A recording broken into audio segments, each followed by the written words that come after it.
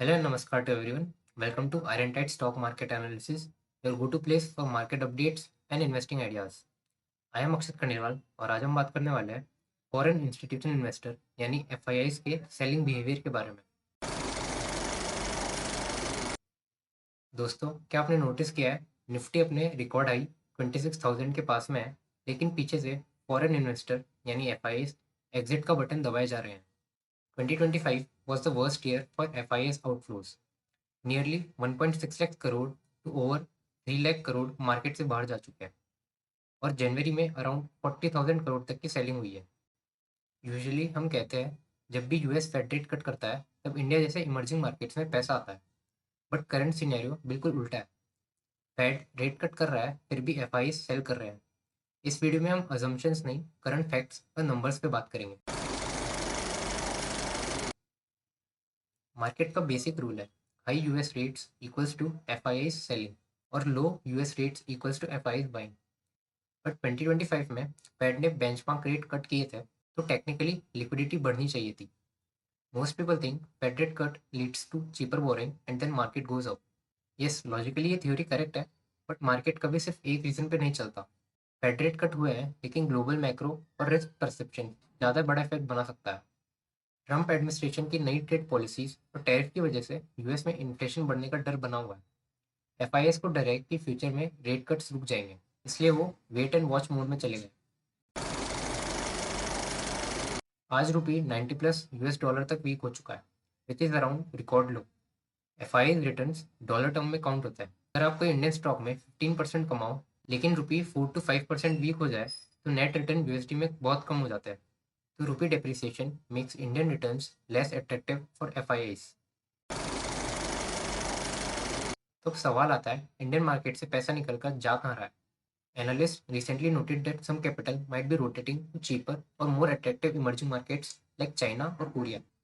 India का Nifty 22x forward P पर trade कर रहा है, जो थोड़ा एक्सपेंसिव है। वहीं चाइना का मार्केट सिर्फ 12 to 15x पर मिल रहा है। FIIs are essentially profit booking in Indian market and buying cheap in China and other EMs। 2024 में चाइना ने मैसिव स्टिमुलस पैकेज अनाउंस किए थे प्रॉपर्टी मार्केट और लोकल डेट को संभालने के लिए। एफआईएस को लगता है चाइना में रिकवरी रेट का ज़्यादा स्कोप है, तो 2024 से एफआईएस ने चाइना में मैसिव इन्वेस्ट किया है। This isn't a permanent shift but rather a scramble for better risk reward combination for portfolio managers. Market सिर्फ सेंटीमेंट पर नहीं, अर्निंग्स पे चलता है। Q2 और 3 के रिजल्ट्स ने एफआईएस को थोड़ा डिसअपॉइंट किया है। कॉर्पोरेट अर्निंग ग्रोथ इस बार इंडिया में कुछ स्लो रही है। ग्रोथ एक्सपेक्टेशन जितना था उतना डिलीवर नहीं हुआ है। अगर अर्निंग ग्रोथ वीक है तो मार्केट एक्सपेंसिव लगता है रिलेटिव रिटर्न्स के हिसाब से। इंडियन कंपनीज की प्रॉफिट ग्रोथ 17 क्वार्टर्स में सबसे स्लो रही है। इनपुट कॉस्ट बढ़ रही है और कंज्यूमर डिमांड थोड़ी ठंडी है। FIS usually prefer growth plus valuation balance, और करंटली इंडिया में वैल्यूएशन अभी अच्छी नहीं है। पहले एफआईएस बेचते थे तो मार्केट कोलैप्स हो जाता था, बट लुक एट 2025। एफआईएस ने इतना बेचा पर डोमेस्टिक इंस्टीट्यूशन की बाइंग ने मार्केट को संभाला हुआ है। डीआईएस ने एफआईएस की सेलिंग को एब्जॉर्ब किया है, जिससे क्रैश अवॉइड हुआ है। मतलब रिटेल और डीआईएस मार्केट को संभाल रहे हैं, बट शॉर्ट टर्म में एफआई सेंटीमेंट अभी भी वीक है, विच इज़ अ कंसर्न। हर महीने मोर देन 20,000 करोड़ की एसआईपी इनफ्लो आ रही है। ये इंडियन रिटेलर्स की ताकत है जो एफआई सेलिंग को एब्जॉर्ब कर रही है।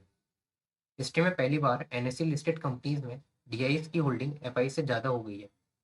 अब हमारा मार्केट फॉरेन मनी का गुलाम नहीं रहा, क्योंकि पहले जब भी एफआई सेलिंग करते थे तो हमारा मार्केट नीचे आता था, पर अब ऐसा नहीं है क्योंकि डीआई और रिटेलर्स ने इंडियन मार्केट को संभाला हुआ है। पर ऐसा नहीं है कि एफआई सब कुछ बेच रहे हैं, वो सेलेक्टिव हो गए हैं। जहाँ पर वैल्यूएशन अच्छे नज़र आ रहे हैं वहाँ पे वो बाइंग भी कर रहे हैं। अगर आपको जानना है कि कौन से गुड फंडामेंटल स्टॉक्स में एफआई बाइंग कर रहे हैं तो कमेंट में बताइए, मैं उस पर वीडियो बना दूंगा। समरी काफ़ी सिंपल है। एफआई इंडिया की ग्रोथ स्टोरी पर डाउट नहीं कर रहे, वो बस एक्सपेंसिव प्राइस पर बाय नहीं करना चाहते। उन्हें लगता है कि इंडिया में प्रॉफिट बुक करना और अदर इमर्जिंग मार्केट्स में एलोकेट करने का ये सही वक्त है। रिटेल इन्वेस्टर के लिए सीख ये है, पैनिक मत करिए, गुड क्वालिटी में एसआईपी जारी रखिए। मार्केट करेक्शन एक अपॉर्चुनिटी है स्मार्ट मनी के साथ एक्यूमुलेट करने की। Keep an I on the rupee and US bond yields.